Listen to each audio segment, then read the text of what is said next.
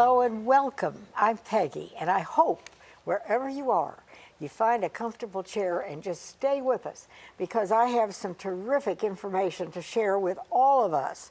And it's life-changing, and it affects every age. If you have children, senior citizens, whatever, the information that we have is life-saving. And I'm just delighted to have Celia Beauchamp here with me. Now, she is a certified diabetes educator. Correct. With the Greenville Health System. Yes, ma'am. But what she has to share with us is important whether you have diabetes or not. But it does seem to me that we all know somebody who's dealing with this. It seems it's like an epidemic. Yes, it is. And in fact, there's over 100 million people in the United States currently dealing with either diabetes or something called prediabetes. So that's a lot of people. We're also seeing a lot of children who are developing type 2 diabetes earlier in life than we used to. Is this because of our eating habits? What causes it? Is it stress? Is it the way we eat? Well, it's a combination of things. One is there are some risk factors that don't really have anything to do with something you've done. So for example, your relatives, if you have a mother, father, sister, or brother with diabetes, it increases your risk for developing diabetes.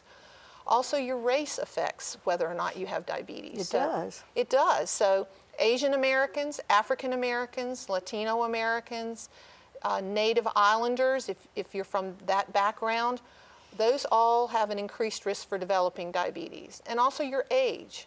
Over the age of 45, everyone should be being screened for elevated blood sugar, because diabetes is a progressive disease, and so as we age, we see more diabetes in the older population.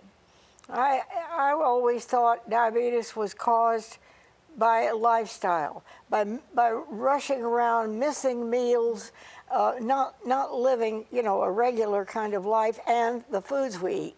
If you eat junk food, what I call junk food, you're opening the door to health problems. And that's correct. So we have some things that we can't change, like our relatives and our race and our age, but then there's other things that contribute to developing diabetes, and I call it your stars align. So at some point, your background and the things that you can't change, plus your lifestyles together, make your stars align, and at that point you develop diabetes. So some of those things include being active, making sure that you're active every day, at least 150 minutes. If you're being sedentary, then that can contribute to your diabetes. If you're overweight or obese, that can contribute to your diabetes. And also, a large part is what we eat. But we all know some people who eat very poorly and still don't have diabetes. And, I guess the way to do this is to start with children, if you have children at home, and healthy eating habits. Yes, I think that's the best thing, because children learn from others how to eat. And so mothers and fathers role modeling good eating behaviors, making sure that we're watching how much we eat as well as the quality of what we're eating. Limiting the number of sugar-sweetened beverages is very important. And in fact, the pediatricians across the United States have made recommendations with regard to how much juice children should drink. Oh, really? Oh, yes.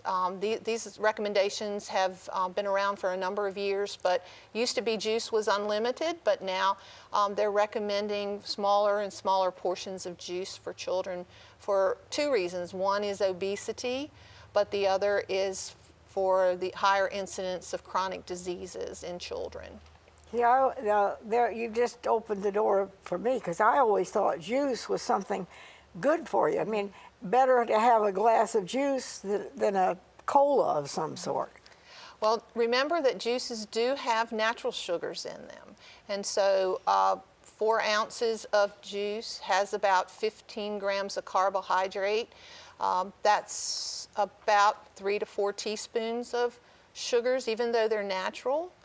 We still have to be aware of how much sugar we're eating on any given day. Now, you are a certified diabetes educator. Yes, ma'am. Which means that you reached out and and have learned more than just the average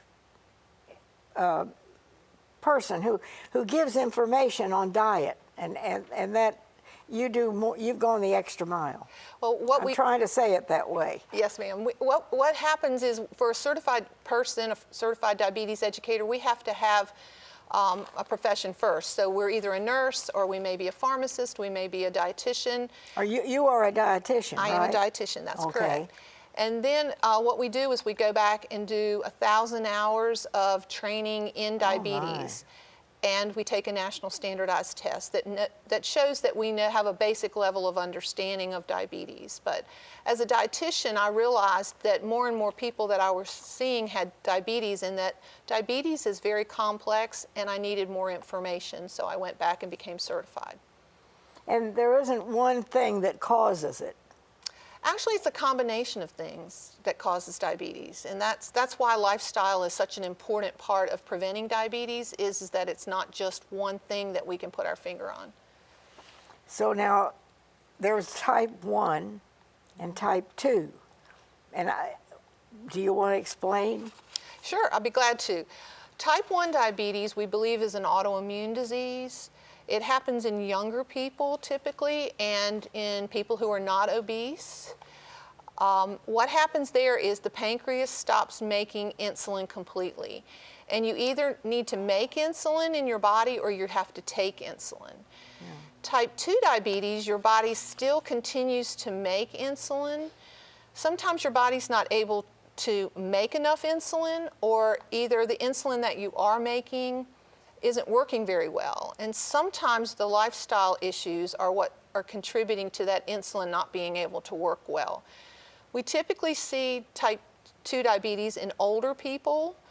45 and up is typically the number that we use. Also, we see it in people who are obese or overweight, and people who are inactive, and people who already have a diagnosis of diabetes, or even in people, women, for example, who maybe had diabetes when they were pregnant. The diabetes went away after the delivery of their baby, but now they have a blood sugar that's not normal anymore, so they develop type 2 diabetes.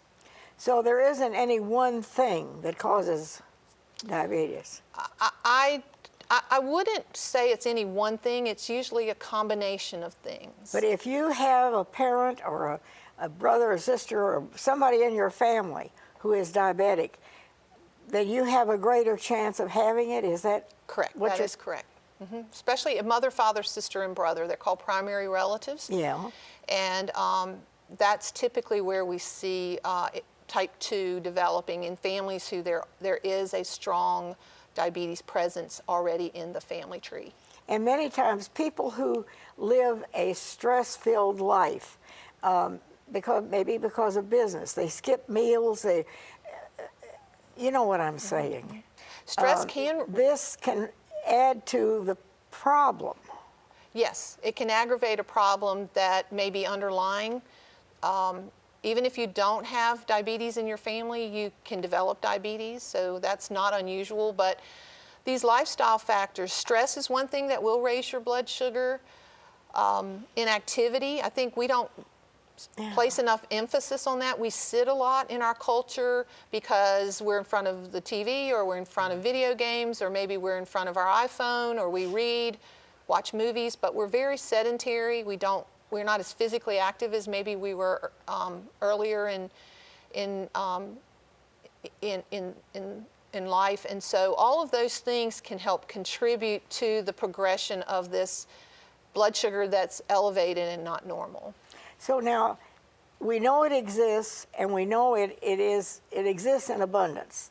Almost everybody knows somebody who is struggling with diabetes, and there are things they can do. Insulin. Many people are dependent upon insulin. Yes, insulin's one of the factors, but there are also a lot of other things too. So getting more physically active, trying to participate in at least 150 minutes of exercise each week.